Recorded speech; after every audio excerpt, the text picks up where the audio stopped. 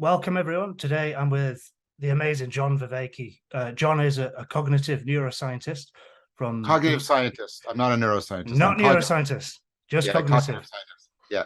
Thank you. And your thought and your projects have been inspired by Neo-Platonism. That's a deep influence, isn't it? And also Yes. Daoism and a whole bunch of other things. And one of the reasons why I really wanted to talk with you, John, is because you are not one of these academics who is trapped only in the intellectual realm. I see what you're doing as really embodied and really relevant to the specific problems in the world today. So I think you're one of these odd characters who is a kind of bridge between multiple worlds, and these are the kinds of people that I love talking to you. And we talked a bit on your channel recently. That's Voices with Vervaeke, isn't it? Yes. Yeah, and that was a great conversation. We talked about J.R.R. Tolkien's On Fairy Stories, this famous essay. Yeah. One of the threads within that was that, Tolkien does not consider fantasy escapist in the way some people working within the field of commercial fantasy literature do. Yes. For him, it's a profoundly numinous thing that's connected with meaning. And Yes. a meaning is a big part of your work, what you do.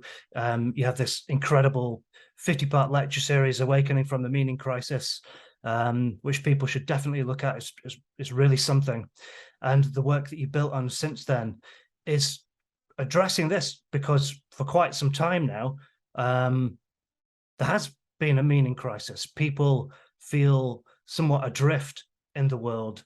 They if they have a calling, the institutions that they're a part of, the way they move through education, sometimes their own families do not encourage them and help them to figure out and listen to what that calling might be. It's not just isolated to one culture or place, this feeling that we're adrift in the modern world.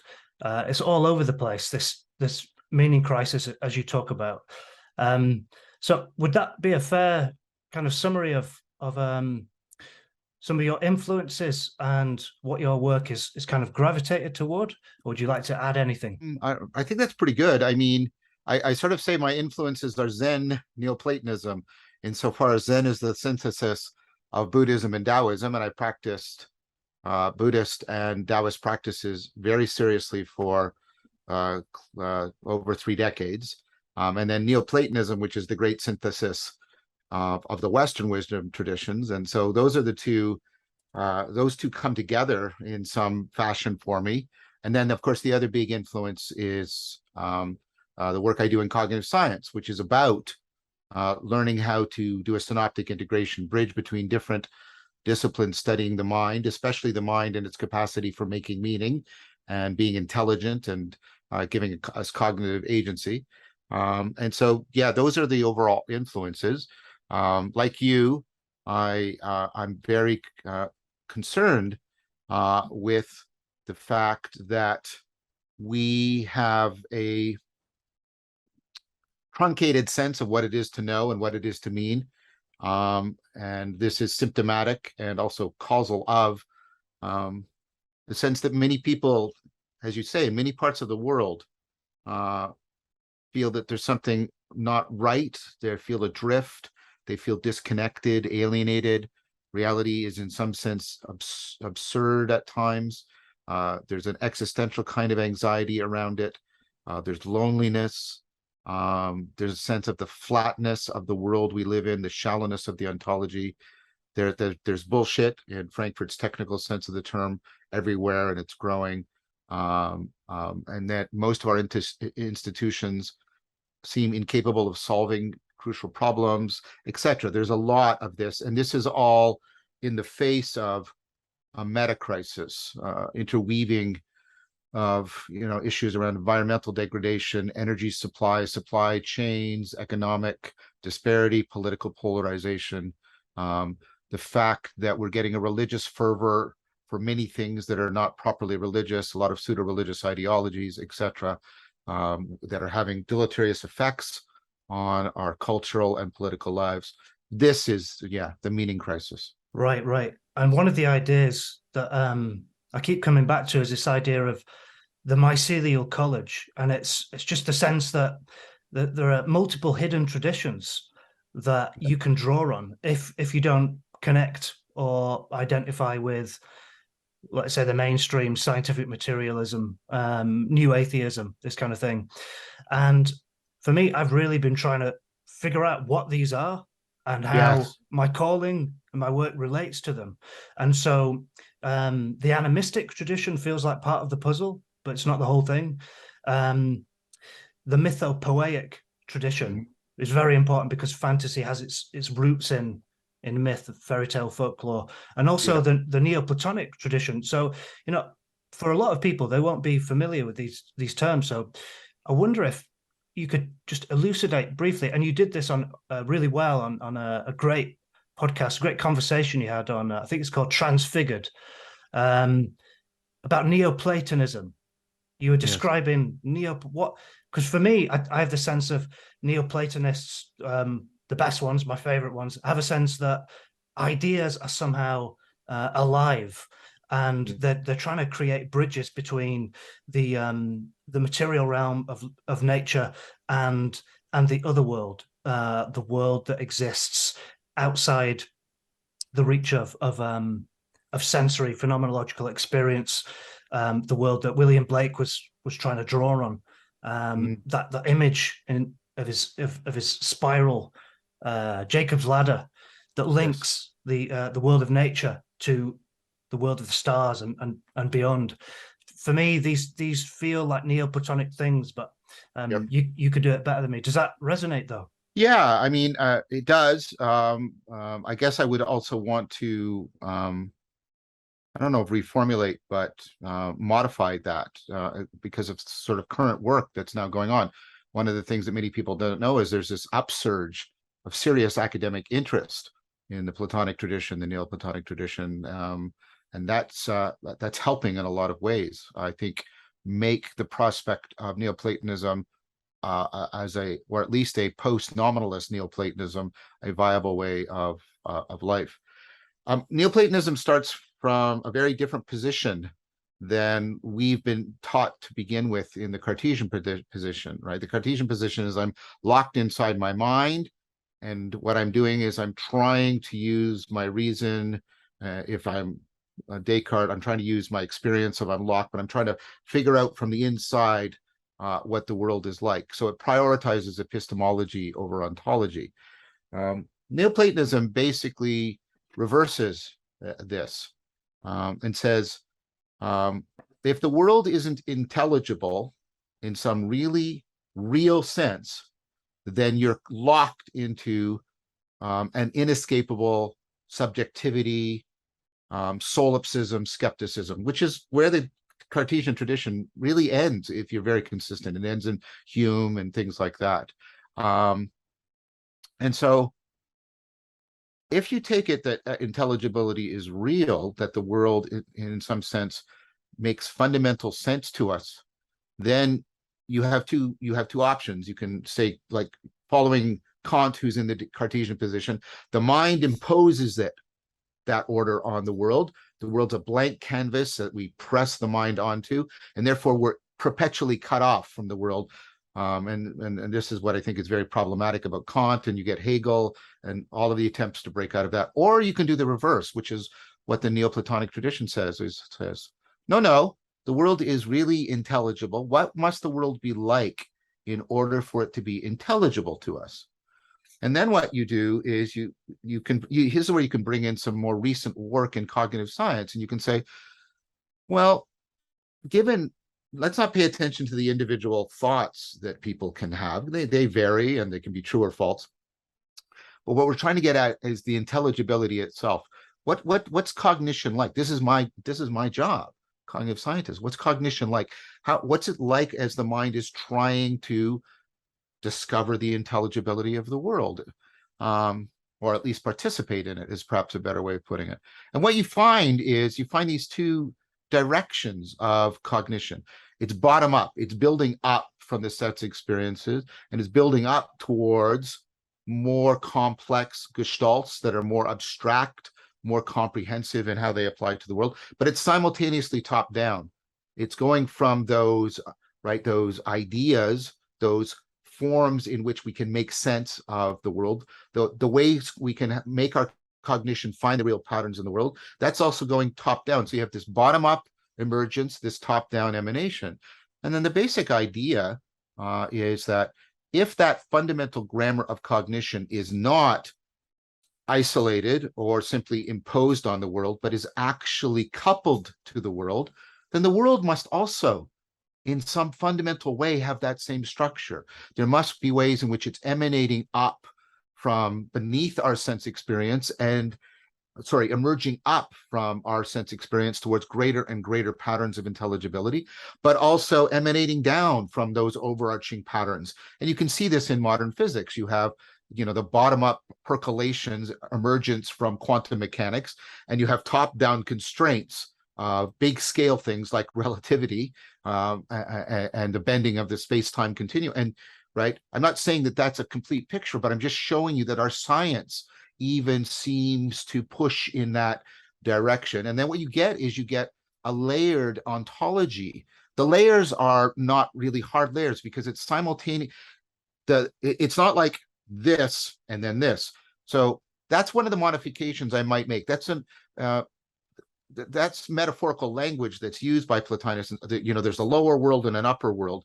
But if you look at the later Neoplatonists, especially like people like Eros, it's not two worlds. It's a complete interpenetration of the top-down emanation and the bottom-up emergence. At every level, they're happening with respect to each other, which of course is, again, I think what you see, Wolfgang Smith, who I've talked to, has made a very good case that you need this kind of vertical, and he explicitly says Neo-Platonic ontology to make sense of science. And so for me, the Neoplatonic world is actually ultimately the world presupposed by the activity of science. And yet, as you just said, it is also the world that affords us the capacity for an existential, sapiential, spiritual self-transcendence. The more and more we couple, we can learn through contemplative and meditative practice to better and better realize that process of emergence and emanation. And if you'll allow me to play with words, we can come to a better realization of that process of realization, of how reality is realizing ourselves. And we can clarify and shape our cognition so it weds even more and more. And as it weds more and more and more, more and more of reality is disclosed to us, which then empowers us to conform better. And then you get the Blake cycle that you mentioned. We see deeper into reality and it impregnates deeper into our cognition. So we see deeper into reality, so it pregnates in our cognition, and we get the capacity for genuine self-transcendence in our ability to feel actualized, in contact with reality, and to have a cognitive perceptive apprehension of reality to the deepest possible degree that is capable for human beings. That's the Neoplatonic vision, simultaneously deeply spiritual and deeply scientific, and providing a significant alternative to the Cartesian framework, which has trapped us in a kind of alienated skepticism with dangers of solipsism and subjectivism. Thank you. That was a hell of a summary. I hope it was cogent. Oh yeah, for sure. And I can see as you're talking, you're getting animated, you're moving, and for you, I can tell it's an embodied thing.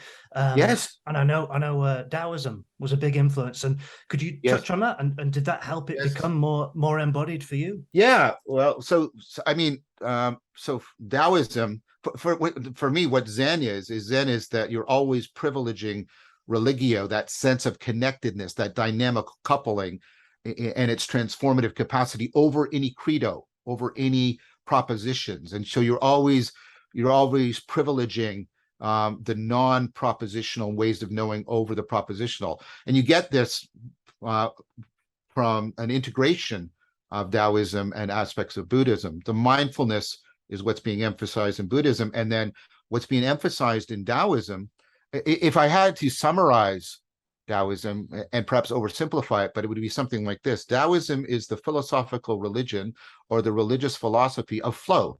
It is how to get profoundly into the flow state, but make it something that transfers. So, but properly, and I mean this in a very technical sense, properly ritualized, so that when any practice in which I'm getting into the flow state will create traits within me that will allow me to transfer that capacity to many different domains of my life and have it percolate through many layers of my psyche. So my capacity for flowing with reality is comprehensively enhanced and enriched. And that enhances my fundamental sense of connectedness, which is meaning in life, not semantic meaning, but that when people talk about what they're talking about meaning in life, their sense of being connected to themselves, to other people, to reality in an ongoing, flowing, living, and potentially transformative fashion. That's what Taoism gives to me. And flow is not something you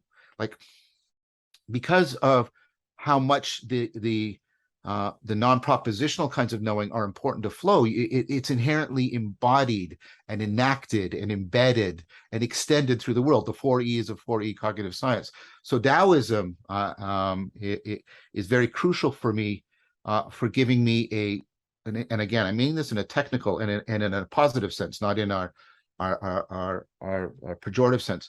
It's a properly ritualized set of a proper ecology of ritualized practices for enhancing in a lived way, not just in idea, but in connected experience and action and change of identity, enhancing that religio, that sense of being, ratio, proportionally and properly, deeply connected to the world. Taoism gives me that on a daily basis. And so, for example, what happens to me in Tai Chi or Qi Kung or Jianzheng or I Chuan is happening right now. It's not exactly, but it's transferring appropriately, ratio, into my conversation with you right now. Got it, right. And the river is an important metaphor within Yes, Tai yes, Chi. very much. Because the idea, well, even being like water, and you see, this is what I mean about you're emphasizing the non-conceptual. Being like water is imaginal. You're trying to take on the perspective and the identity of water when you're doing these practices, and you're trying to acquire the ability to flow and shift and adapt, but nevertheless alter. The water isn't merely passive, right? It flows around things, but it also gently shapes them. That's why these ragged rocks, hard rocks, become round and smooth with time, right? And so the idea of Taoism is like water. I will seek the lower places. I will gravitate to the depths of things, and I will flow and adapt to the landscape. For me right now, it's the salience landscape, such that I find the ways of moving in some ways with the least resistance, but also the maximal, or perhaps better word, the optimal capacity to evolve them and adjust them, so that I'm shaping them and they're shaping me in this really, and here's a good metaphor, really fluid fashion. Right. So for me, honestly, Neo-Platonism, it was one of these words that I just thought, that's not interesting. That's just, philosophy was dead to me for a long time, right? But when I hear Neoplatonists like you and like James Hillman speak, and you two are very different. One is alive, you for now, and he is dead. Yeah. Thank you. Let me check. Yep, seems so. Yeah, for now. You're very, very different, but you're both drawing on the Neo-Platonic tradition, and there is an aliveness that the speech and the ideas and the intellect is blooded, and it's emotional, and there are images, and that's exciting. And another thing that made Neoplatonism more intriguing for me was learning that one of my heroes, Leonardo da Vinci, studied within a Neoplatonic academy in Florence in the Renaissance that was started by Marsilio Ficino and funded by Cosimo de' Medici, and I hope so that gives it an image, and it gives it a whole constellation of ideas, and a sense of, it connects it to beauty, right, and place, and imagination. And so that's when Neoplatonism starts to become more alive for me as well, because I imagine Florence in the late 1400s there, and those figures moving through it and studying together, and I go, God, that's incredible. I want to be part of something like that that's alive today. What's really interesting is Neoplatonism not only represents sort of the grand unified field theory of ancient philosophical wisdom tradition, because it's an integration of Platonism, Aristotelianism, Stoicism, and some elements from skepticism. So it's just a profound integration. It also has this enormous capacity to enter into reciprocal reconstruction, mutual fitting with science. It did it at the Renaissance with Leonardo da Vinci and a whole bunch of other people. Galileo and Kepler, deeply influenced by Neoplatonism, for example. John Spencer talks about this in his book, The Eternal Law. But you also see Neoplatonism coming to the fore, right, in the 20th century scientific revolution. Many of the great people are influenced by Neoplatonism or things relevantly similar to Neoplatonism. But so you can see Neoplatonism entering into reciprocal reconstruction with philosophical traditions, other, like it integrates, it can enter into reciprocal reconstruction with science. It then enters into reciprocal reconstruction with religions. You get Christian Neoplatonism, you get Sufism, which is basically Neoplatonic, Islamic Neoplatonism. You get Kabbalah, which is Jewish Neoplatonism. There's a lot of people talking about the possibility, like I just did, of integrating Neoplatonism with, aspects of Vedanta, or with, aspects of Buddhism or Daoism. This is why I talk about something like Zen Neoplatonism. There's that intellectual Silk Road Thomas Plant and other people are talking about. The Kyoto School, especially D.T. Suzuki, seeing deep resonances between Zen and Meister Eckhart's Christian Neoplatonism. And these resonances keep happening. So Neoplatonism seems to be this place where you can enter into, like it's a courtyard you can, within which many different traditions can meet and enter into deep living conversation with each other and reciprocal influence with each other in a powerful way. And so I think that means it has a tremendous capacity to act as like a courtyard of dialogos, by which the many, as you said, the mycelia, many of the traditions could find a nexus in the intelligibility landscape that's afforded by Neoplatonic thought and Neoplatonic practice. See, that's the thing about Neoplatonism, is you have to practice it to really get it. Just like Taoism, you have to, if you only read the Tao Te Ching and you're not doing Tai Chi Chuan, you're not really getting it. It's like I use an analogy that makes it more apparent. If you only read the Kama Sutra and you never engage in sexual intercourse, making love, you really don't get the Kama Sutra. It's the same thing with the Tao Te Ching. It's the same thing with Neoplatonism. In fact, the thing that makes Plotinus hard for many modern people to read is when you're reading Plotinus, for example, you're simultaneously reading an argument and being taken through a spiritual exercise. I wish I could, I aspire. That's why I have Plotinus words from Plotinus tattooed on my leg. I aspire so that if I could write and communicate, so I'm simultaneously making a sound and perhaps profound philosophical argument while also taking people through a spiritual exercise that is transforming their consciousness and cognition in a way that could transform their character. And that's really key to understanding Neoplatonism. It has to be practiced. It has to be practiced. Right, so let's come back to practice in a minute, but I just want to say this is good stuff, man. This is important stuff. The reason why I think it's important is because people feel adrift without any links to this tradition as a living force, Mycelial College, this nexus of living ideas. Your ideas, the philosophy that you're subconsciously marinated in from the moment you're born, profoundly influences what ranges of experience are possible for you to have in your life, your emotions, the kind of life you will have. And so, you know, I feel like our side is not winning, right? And so, what is the other side? How would you characterize?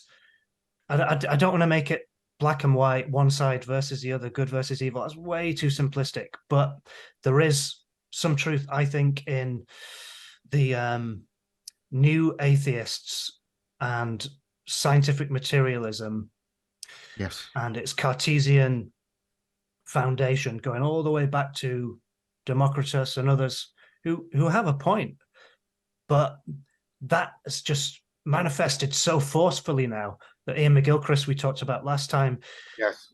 characterizing the entire world is become this, you know, high functioning bureaucrat rules the world, Yes. the world of Yes. the left hemisphere, and this is a quite a dark Orwellian situation that we've kind of fallen into and maybe crumbling down now. So how would you characterize the, is that a fair way to say the Yeah. forces of antagonism? The way in which the important ways in which Dawkins and Harris are right is there is something deeply, powerfully right about science. I also practice science. I'm a scientist and I love it. Science is not a body of doctrine. It is a family of methods for overcoming self-deception that besets us when we're trying to observe the world or make inferences about it and try and determine its causal structure. Science, and look, the version science we have is deeply Neoplatonic. What do you mean, John? The idea that science should be inherently mathematical is Platonic. There's no math in Aristotelian science. When the scientific revolution occurred, people like Galileo were being deeply influenced by Neoplatonism. He was saying mathematics is the language of the universe. Do you see that notion of the intelligibility written into the universe? And we have forgotten that Neoplatonic element that is written into the transparent presupposition that math will disclose reality to us. But think about that. Just stop and think about what that must mean about somehow mathematical structure is real in reality. And that mathematical structure, right, is something that is connected, and this is Descartes' proposal, with things like laws, like E equals MC squared, which, right? And so you have to stop and what Dawkins and Harris don't do, I would argue, is the following, that people like Nicholas Maxwell, and myself and others, we argue, is like, don't pay attention just to what the science is disclosing and say that's all of reality. Whatever science discloses, you have to equally pay attention as deeply and as profoundly. Look at how profoundly science is opening up and disclosing the world. Yes, as equally, you have to pay attention to what science is presupposing. This fundamental intelligibility and the ability for the mind through these real patterns of math to somehow connect to the fundamental grammar of reality. Stop and let that sink into you. What does that mean? And how is that possible?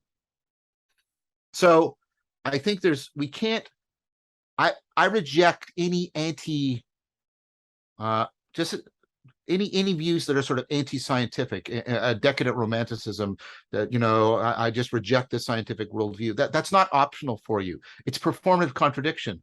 Like if you were, I'm not saying you're saying this, or I'm not saying it either, but if we were to say, well, I reject science, it's like, really?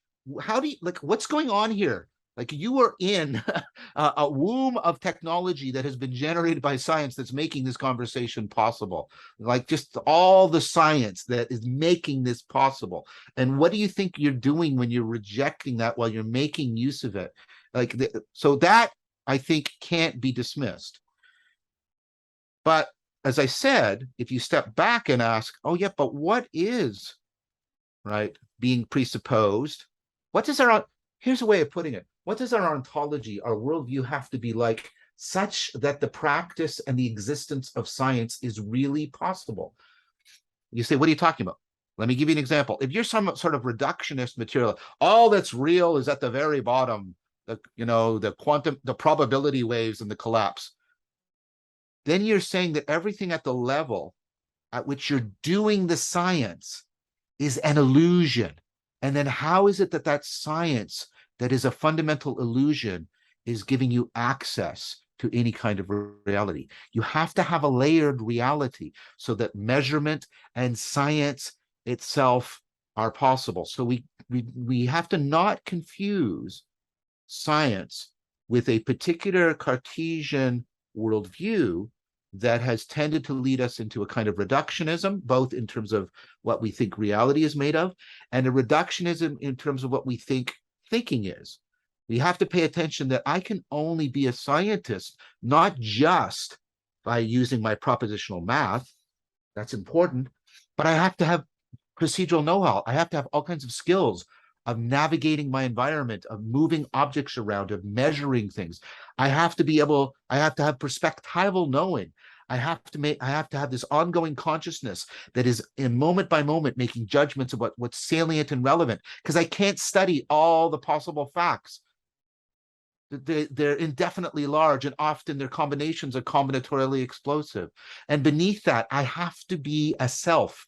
I have to be an agent capable of reflective identity assumption. I have to be able to take on the role of a scientist. And what does that mean? And what are the virtues? And how do I commit myself to that community and participate in that distributed cognition? I need all this non-propositional knowing, the procedural, the perspectival, the participatory, to do the science. So you need a layered ontology with lots of non-propositional kinds of knowing. And Neoplatonism says, yes, pay attention to that. Okay, great. So could we say, for me, it feels like the scientists have been a bit irritated at the New Age and the hippies because of a lack of precision. Yes. And the hippies have been annoyed at some of the scientists because what you're saying, this hyper-reductionism, severing the connections between things, and a sort of closed-mindedness, maybe arrogant sometimes, for what is outside the realm of the things that science can measure and can do experiments on. And what you're talking about here about the salient landscape and being able to kind of have a true north in yourself that guides you toward what most makes sense for you in your life. That makes me think of the idea of the daimon, and that you have a calling, and that your daimon has something to say about that. There are certain things that are going to direct and call attention to you. Some things are going to call attention, some things are not. It's as if, you have this invisible force that wants you to do a particular thing in your life. You can imagine that in a purely secular way, or you can personify it and give it image, like the Greeks did with the daimon. This is a really important idea for me, because you talk about, John, ecologies of practice, and we can't have a thing where we just parcel out a sort of a 5-step program for everyone. It needs to make sense for an individual community and culture, and individual peoples with their individual callings and their daimons. So there's an element of sculpting in the dark here. You've got to figure out your own particular ecology of practices that relates to your personal calling, and that'll help bring that forth in the world. Does that spark anything for you? Very much. There's quite a bit I want to say to that. First of all, part of what's happening in 4D cognitive science is the recognition of how important complex dynamical systems, self-organizing processes are. And you have to think about sort of 2 dimensions. There's self-organizing processes within you, emergence and emanation, but there's also self-organizing processes between you and the world. And the relationship between those 2 self-organizing dimensions is itself also self-organizing, right? It's a dynamical self-organizing process, and it very much has a life of its own. The fact that it has a life of its own can actually explain how you can get overtaken about what Leo Ferraro and I published in an article on the Cognitive Science of Wisdom called parasitic processes. But I won't go into the detail, and there's lots of convergence from other researchers, but we know what it is to get caught in an anxiety spiral. We know what it is to get caught in a depressive cycle.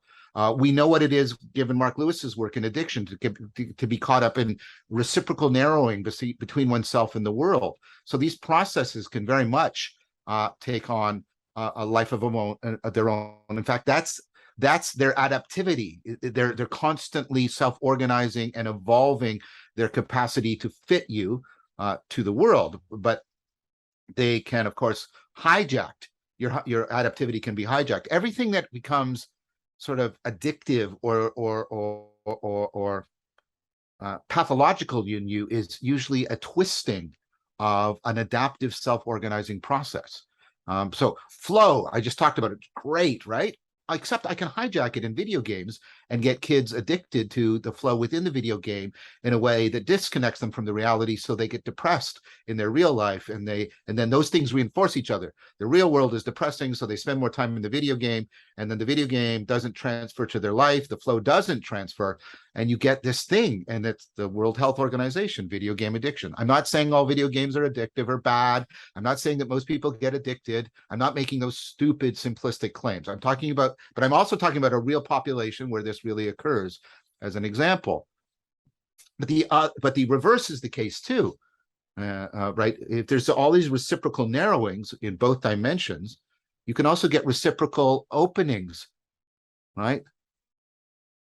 And that's what Neoplatonism was about. I just described it earlier. It's about, how can I learn, with all the kinds of knowing, ecologies of practices that will tap into these self-organizing dimensions, so that I will reciprocally open, fall in love, because that's what happens when you fall in love. You reciprocally open with someone or something. How can I fall in love with the depths of reality and the depths of the psyche in a reciprocally opening fashion? That's the core of Neoplatonic spirituality. And so the daimon can, right? Daimons can be encountered. I want to use my language very carefully here, because I don't want to get into New Age woo. But there's a big movement on now. There's a lot of convergence, I should say, around sort of dialogical forms of psychotherapy, things like internal family systems theory, where you use the imagination in an imaginal fashion, not to escape, but to try and provide a medium of connectedness, so that you can actually perceive and enter into discussion, therapeutic relationship with these daimonic cycles of organization. And so, of course, when that comes into your psyche, it will often come up in a personified fashion. And Rowan's book on personification is excellent around this. And so, and I've gone through IFS and other dialogical practices, ally work and stuff like that. And so you can very much come into proper dialogue. In fact, there's a lot of good theory and cognitive science that we're inherently dialogical, both intrapsychically and interpsychically. The self is inherently dialogical in nature. And so you can engage in these imaginal practices of therapeutic and existential transformation, in which you properly personify these self-organizing cycles in an imaginal fashion, so that you can more properly align with them. Now, there is great temptation for self-deception, delusion, and magical, in the pejorative sense, ontologies and all kinds of woo and fuzzy thinking. So you have to do this really tightly coupled to scientific theory and good scientific care, and good rational argumentation. But nevertheless, once you put those very, very, very important filters on it, there is nevertheless something real that remains, that's important and powerful. And again, you can see this convergence happening in the psychotherapeutic world. Now, I think I want to say one thing about the daemon. If what I've just said makes sense to you, it's not proper to think of the daemon in you or in the world, right? The daemon is inherently imaginal. It's transjective. It's between you and your unconscious and your body, and it's between you and your world, and it's between you and other people, and it's constantly, if you'll allow me some imaginal, it's constantly swirling and taking shape and coalescing and dispersing and shifting around. And that means it's not only the case that the daemon helps fit practices to you, it should also be the case that the daemon fits you to practices, because you don't want to just select practices that reinforce your egocentric bias and don't challenge you in areas in which, so that's what I mean, like in therapy, right? The daimonic, not the demonic, the daimonic is showing up, and the therapist is often taking the imaginal role of personifying and helping you to personify. But the therapist doesn't just, just acquiesce. The therapist also dances within there. So you're also challenged beyond your comfort zone, beyond your patterns of self-deception. And I think that would be the proper role. That's the theurgic role from the Neoplatonic tradition for the daimonic. Well, that sparks up a whole bunch of questions. I really want to ask about the Japanese thread of Neoplatonism and how it links with animism and Shinto. I hope we get to that. But since we're on it now, let's just touch on practice a little bit more. And there's always a danger when we're talking about practice and ecologies of practice and the how. How can we do this? How can we put it into practice and implement, that we fall into the world of the left hemisphere, a simple bureaucratic 5-step process. You do this and there you go. Yeah. But with that in mind, I think a little bit is useful, just because people are kind of trapped in wage slavery. They have so little time that we just need some little gateways, some ways in, So for Neoplatonism and some of the other things you've been talking about, do you feel some ways? And there's some courses on your channel, on your YouTube channel. You've mentioned some books. Drop a few breadcrumbs or gateways for people. Yeah, I'll talk from this framework of this sort of semi-fictional thing, Zen Neoplatonism, because for me, I use that as sort of a guiding template for dialoguing with the cognitive science of the kinds of interventions. First of all, why in ecology? There's no such thing as a panacea practice. I won't go, I'll just give a couple quick examples, but your cognition is constantly doing this self-organization through processes called opponent processing. What you do is you take two systems that are biased in opposite directions, and then you integrate them together. I'll just do two very quickly. They're not exhaustive, but they're clear examples, and they're mattering right now. One is your level of metabolic arousal, not sexual arousal. That's a subcomponent of metabolic arousal, which is, right, so you have your autonomic, which means self-lawing, self-organizing, autonomic nervous system, and it's divided up into two subsystems, the sympathetic and the parasympathetic. The sympathetic is biased to trying to see as much of the world as threat and opportunity as it possibly can. So it's constantly, it's biased to over-interpreting and raising your level of arousal. Your parasympathetic system is biased to seeing most of the world as a situation of safety in which recovery, recuperation, recreation can occur. And so it's constantly trying to lower your level of arousal so that resources can be directed towards, energetic resources, metabolic resources can be directed towards healing, recovery, recreation. They don't operate independently. They are interlinked. They are constantly pulling and pushing on each other. There's no little man that has to figure this out. That constant opponent processing is constantly evolving your level of arousal, because there is no perfect level of arousal. It has to constantly shift as the environment shifts. And the way evolution has solved that problem is through opponent processing. They're constantly, now if I have a practice that only emphasizes the sympathetic system, I'm actually ultimately long-term making myself non-adaptive. Conversely, with the parasympathetic system. So I don't want any one practice. I want practices that are in an opponent relationship and are constantly correcting. Let me give you another one. Your attention. You have two networks. They're in opponent processing, right? There's your task focus, which is directing your attention to stay on task. Then there is your default mode network, which is making your mind wander, which you might be doing right now. It's inevitable. And you go, and they're constantly pulling and pushing on each other. What are they doing? The mind wandering is introducing variation and new possible thoughts. Most of them are irrelevant. And so the selective attention kills most of them off, but it keeps some of them. And so you evolve how you're paying attention, how you might make a connection, how you might introduce something new into the conversation. So you're constantly, through opponent processing, evolving your attention.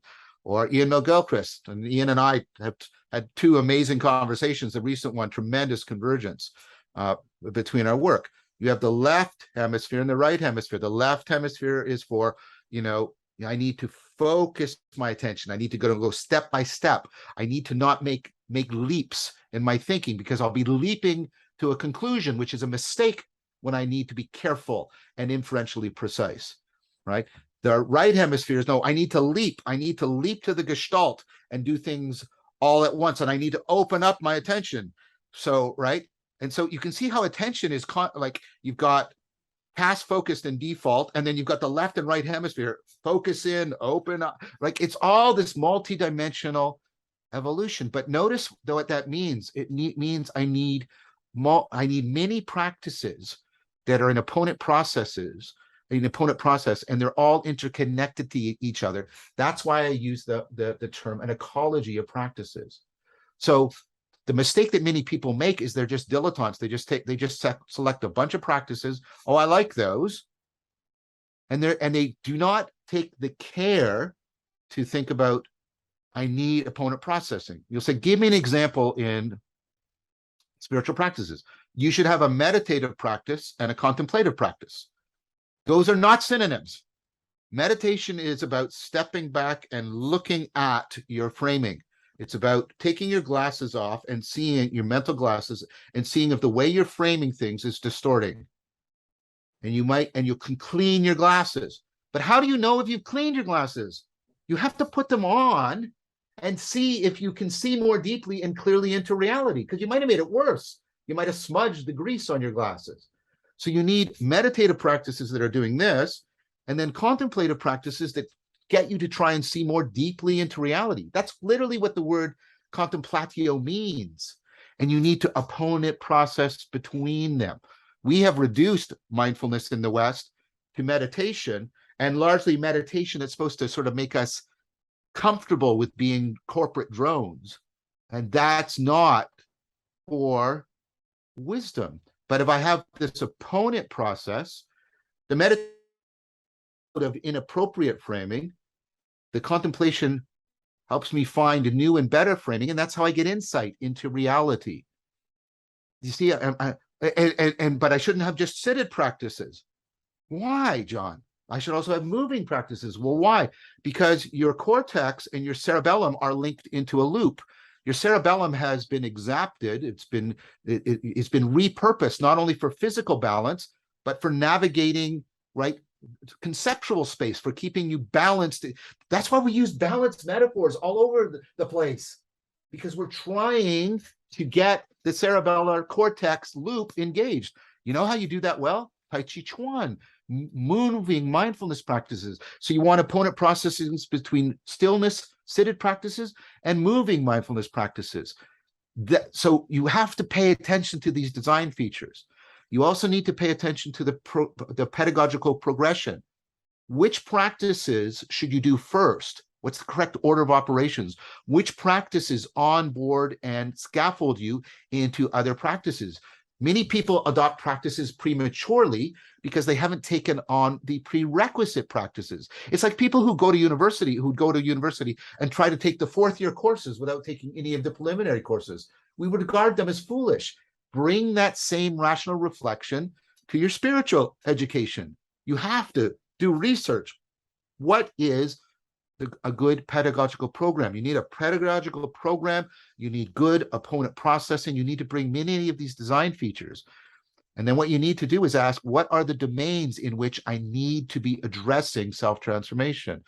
There's mindfulness, there's movement, there is physical interaction, martial art, there's dialogical practices, etc.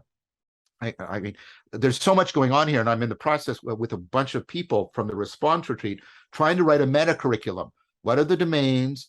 What kind of principles, design principles should you bring in? And so that those should have a higher priority in your selection and curation and coordination than I like this practice. That should matter, but it should matter only, wait, this is, I've got a good pedagogical program, I've got good, I've got good opponent processing going on, and I'm not only doing it individually, I'm doing it also in a community. That's another opponent processing, the individuation, participation, opponent processing. You got to be getting that going properly. Once you do all that, then within that, your commitment to those design principles. Do I like this? No. But is it changing me in the way I should? Maybe. So even liking it, right? You got to stop and do a second question. Are other people liking me more when I do this practice? Because that actually matters more than do I like it? Okay, so a huge one for me has been the inter-animation between discipline and flow or playfulness. Yes. And this is, to actually write a story and bring it into being a good one. That's immensely difficult. Yes. For me, it is anyway. And so it needs an enormous amount of discipline to get you to just sit there and write over and over and over and over, and then do the necessary research, do it in a way that doesn't become ossifying and dead. There's a whole bunch of things you need to do in order to bring forth a good story into the world in writing. And it involves sitting still for an immense period of time. And I found personally, this has been an ongoing struggle. If I go overboard with that, part of me just sort of says, screw you, I'm not doing it. And I go on rebellion against myself. So over the years, I've sort of learned to maybe join in with the strike against myself, or like preempt it a little bit and figure out, okay, when am I pushing myself too much here? How can I blend these together? I like to imagine it as a sort of playful interaction between Chronos and Aphrodite. Chronos being discipline, death, limit, time, all these other things, the ability to bring into being and make something real and manifest it like a book, like a story. And Aphrodite being, that not just love and beauty and desire, but also that courageous sensuality where you're alive to the world, and you'll probably move around more, you'll probably dance more, you'll listen to music more, and eat more like delicious foods and do things that fill the creative well more, perhaps. So getting those two to, it's not Kronos is over here and Aphrodite's over here, like, what happens when they collaborate on a project and kind of blend together. I think that's a fundamental, I think you're putting your finger on a fundamental design principle, which is like, these processes are ultimately self-organizing. And so you can't just make them happen, and you can't just wait for them to happen. You have to participate in them happening. And this is why the participatory knowing is so important. And to my mind, the sort of culminating, I mean historically, I don't mean metaphysically, but Zen, like Slingerland's book, Trying Not to Try, you get Daoism and Buddhism are both trying to get a series of practices, an ecology of practices, to do exactly that, trying not to try, to get exactly, how do I set myself up so the logos catches fire, right, in whatever practices I am engaged in. And logos, or dharma would be the best translation of dharma is logos, and the best translation of logos is dharma, I think. They both these ordering principles that take shape and enhance our intelligibility and our connectedness, right, and privilege religio over any credo we might fall prey to. We don't want to get into that, the well-functioning bureaucrat.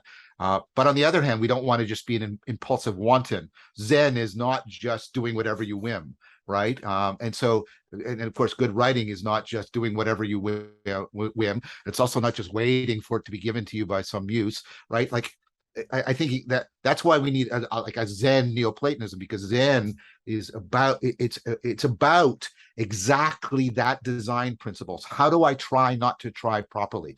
Like, one of my favorite quotes is, you do not realize enlightenment through seeking, but only those who seek it will realize it. Which is, I can't do nothing, but I can't think that I can come up with a method.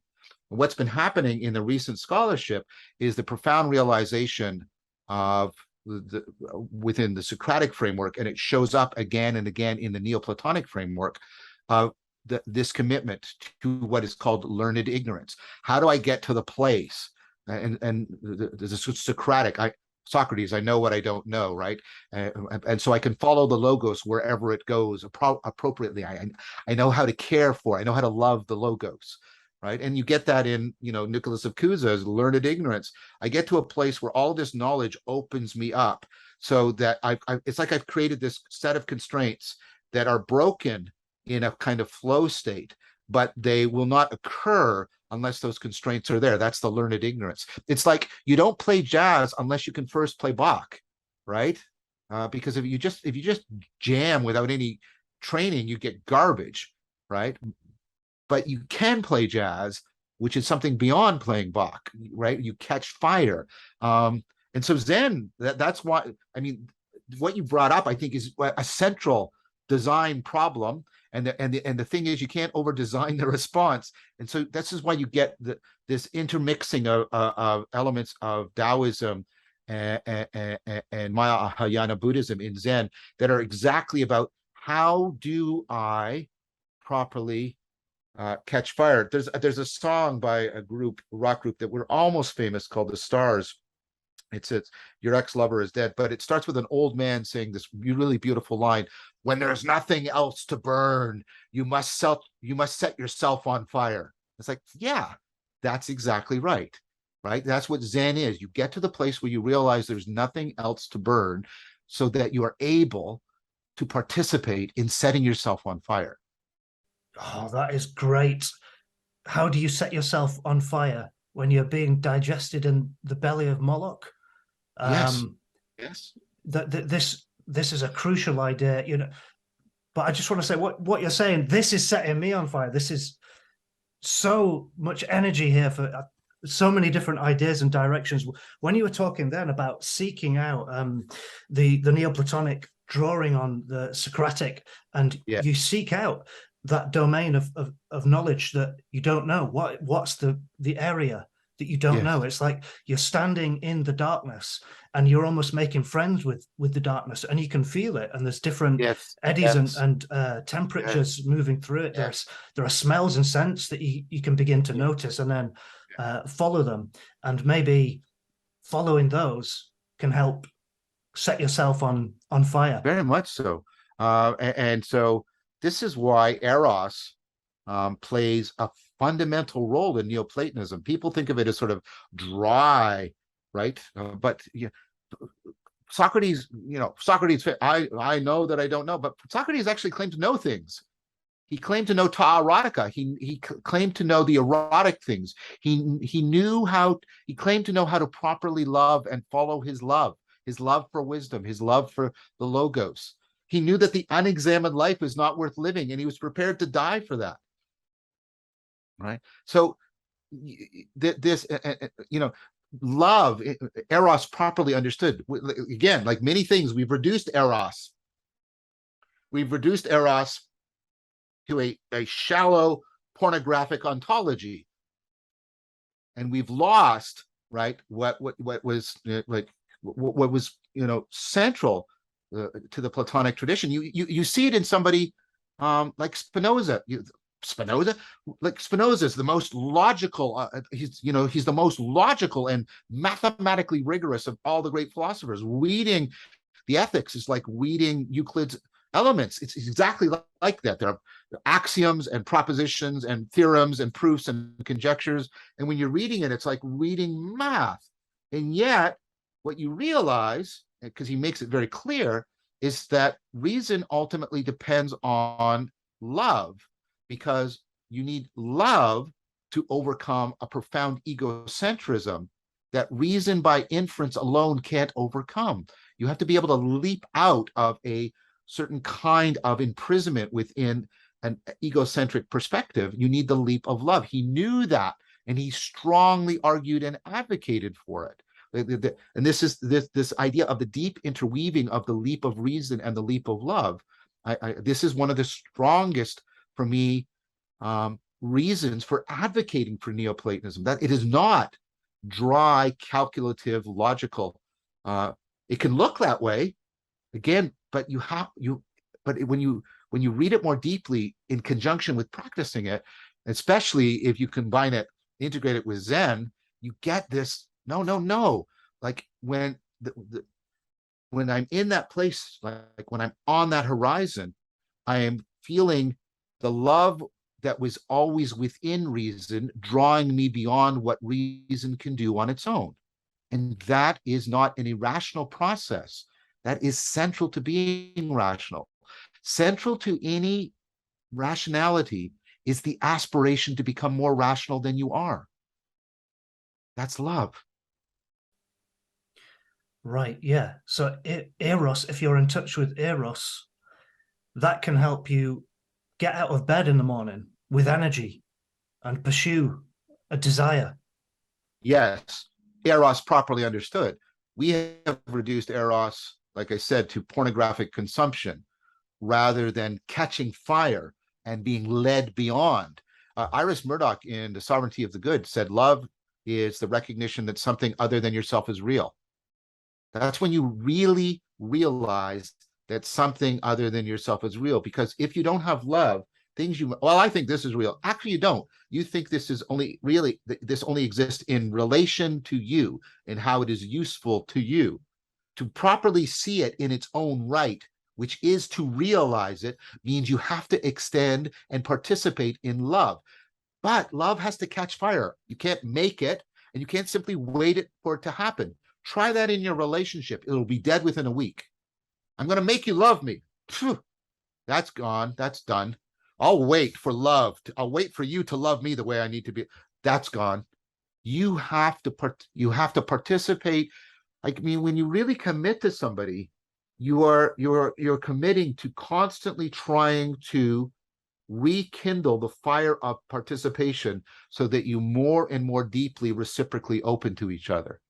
And that has a challenge to us, especially when we have a culture that tells us we either work, in which we're just making, or we play, which isn't serious play, in which we're just receiving stimulus and entertainment. And we have lost participation in a profound way. That is what is messing up our political arena right now. We do not know, we are not educated into how to properly participate. Yeah, that's brilliant. And it's making me think, we're going to finish shortly, but just as an end note, it makes me think of what Zach Stein talks about with cosmic allurement and Eros being deeply interconnected. Yes. You know, and this feeling of you what makes you get out of bed in the morning.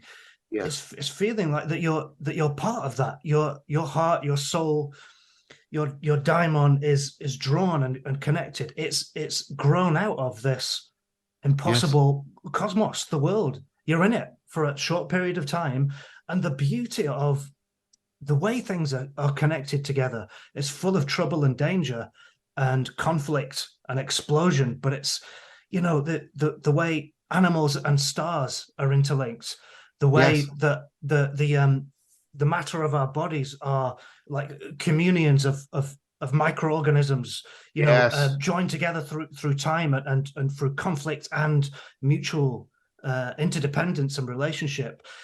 All that stuff is so rich, and for me that ignites the feeling of being enmeshed and embedded and connected to the web of life, the cosmos. And these ideas are part of that, these Neo-Platonic ideas, that tradition, and where it overlaps, which I hope we could talk about next time, with animism that's alive in the Japanese tradition. And I really know nothing about these Japanese Neoplatonists, and I'm super excited to find out because, they have Shinto already, they have animism already, and what are they going to do with Neoplatonism? Neoplatonism, that's a super alive question for me. But I just want to thank you, John, for bringing it today, and I just feel that there's so much knowledge alive in you, and it's been digested and lived, and I can feel this thing that I'm trying to track, this Mycelial College. There's a lot of spores exist within the things you're saying. So I'm really keen to learn more about it, and we'll link to some more breadcrumbs and gateways that may be useful and can help people who have limited time to just spark and enter this world in a way that is alive and makes sense for them, so they don't feel just awash going, oh God, there's just so much, where the hell do I go? But you mentioned before, that you're right now attempting to kind of formulate and maybe create a vessel, a holding space for some of this knowledge and these gateways, this network or nexus to be contained. Where would people be able to go to find that? Do you know yet? And where can people go to find more about your own work? So, I mean, I met with a bunch of the leaders of these emerging communities of practices, and we're in the process of creating the Metacurriculum that should come out next year. We're creating a federation of these communities so that we can vet and prevent guruification, exploitation by any particular group. We're basically going to be a neighborhood watch on each other kind of thing. And then also create something like a wisdom commons where people can come and get people who have been trained in the basic Metacurriculum and had a taste of many of the communities. I'm doing a lot of participant observation right now, get people to do this, and people will be able to enter into that space, do some initial practices, get some recommendation, get some feedback saying, well, maybe you should go there and try Bonita Roy's ecology of practices, or maybe Rafe Kelly's return to the source. We're hoping that will take shape next year, like it'll start. If people are interested in, I have online, I have an entire meditation contemplation course, and then piggybacking right on that, the cultivation of wisdom, and you can follow through that whole course. I did it daily during COVID, and if you don't want to do all of the sits, although sometimes it's valuable because that's where people would ask me questions, but there's also a playlist where you have just the teachings, just the lessons, so you can learn sort of meditation, contemplation, moving mindfulness practices. Then you can learn from sort of the Western wisdom traditions in a proper pedagogical program, making use of a book called The Wisdom of Hypatia by McLennan. What can we learn from Epicureanism? How does that afford Stoicism? And then how does that take us into Neo-Platonism? And so that's there available.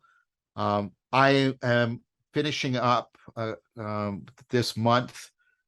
Well, not completely finishing, but as of this month, we'll have 19 episodes of the next big series after Socrates that is attempting to trace out and explicate and make attractive everything we've been talking about here in a very clear and linear fashion. So every episode has like a lecture, like Awakening from the Meaning Crisis, but it has points to ponder, both individually and with other people. I encourage people to get into discussion groups, and then I also do a practice, and then the practices line up, and then there's some episodes where we get a bunch of us to demonstrate a pedagogical program of the practices, etc. That's coming out soon, very, very soon. Probably start releasing it early November.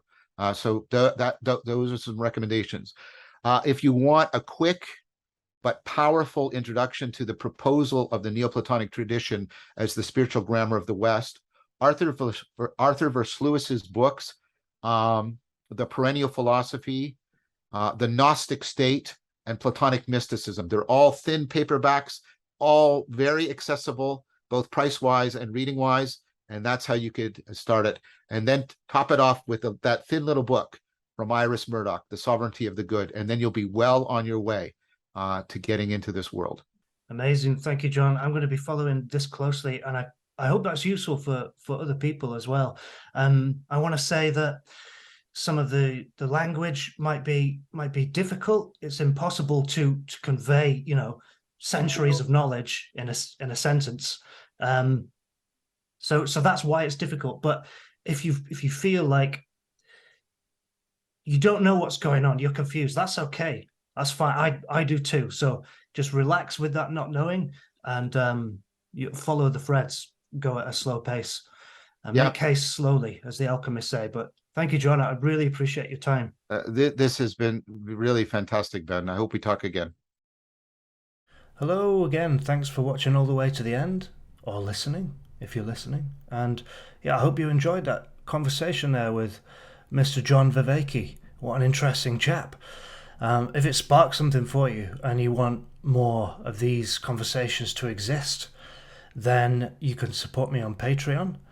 Also, I'm doing something called Talismans Against Boring Culture, which is a fortnightly newsletter. It's sort of an adventure in ideas, often riffing on some of the stuff that comes up in these conversations. And then finally, if you're curious about what I'm up to, what kind of stories I'm cooking up in writing, then you can go to benpholden.com. All right, I think I'm going to go and have a brew, switch the computer off, and maybe go outside, see if I can see any stars. It's a good thing to do, and I invite you to do the same, because there's a lot of videos, aren't there? It's good to stop